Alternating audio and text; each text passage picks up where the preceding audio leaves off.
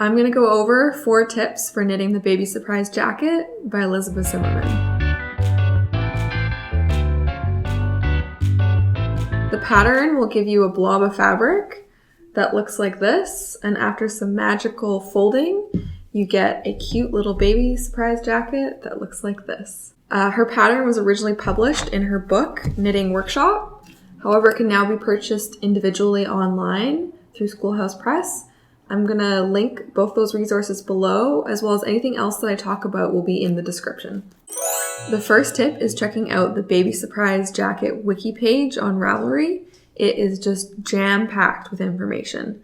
There are all sorts of tips, there's guides, both in the form of YouTube videos and written. There's instructions on how to change the weight of the yarn. So for instance, I knit this in an Aran weight wool. They also go through what the midpoint of yarn use in the jacket is, so you can get a gauge of whether or not you're on track. Different ways that you can do the increases, which are on the front of the jacket, the decreases, which are on the back, how you can handle, different ways you can handle seaming up the sides, the edging of the jacket. It also includes modifications like extending the sleeves, which I've done here, and I have a video about, as well as you can add a hood to the jacket, which is my plan for this jacket. Please go check it out before you start, just to get an idea of what is possible with this pattern.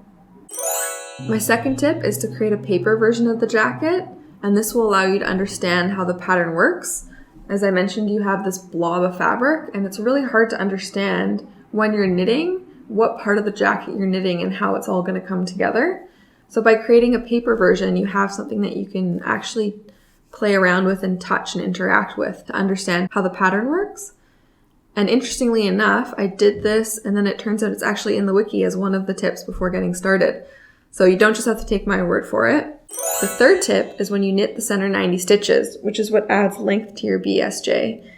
And that has to do with using a piece of waste yarn as you knit so that you can very easily and seamlessly pick up the stitches along the edge later on. The wiki page includes written instructions on how to pick up the 90 stitches, but I've created a video that demonstrates how to do this, and I'll link that below. The fourth tip is a simple one, and that's to keep your stitch markers in your project. That way you can distinguish what the right side and the wrong side of your project is. Garter stitch is really reversible, but there are some things that are kind of have a right side and a wrong side, and that can be the way you've done your increases or decreases, or the way that you do your bind off on the edge. I frequently forgot what was the right side and the wrong side, and you really want to make sure that when you seam it up, you're seaming up with the right side outside. Thanks so much for watching. Hope you found this helpful, and best of luck with your baby surprise jackets.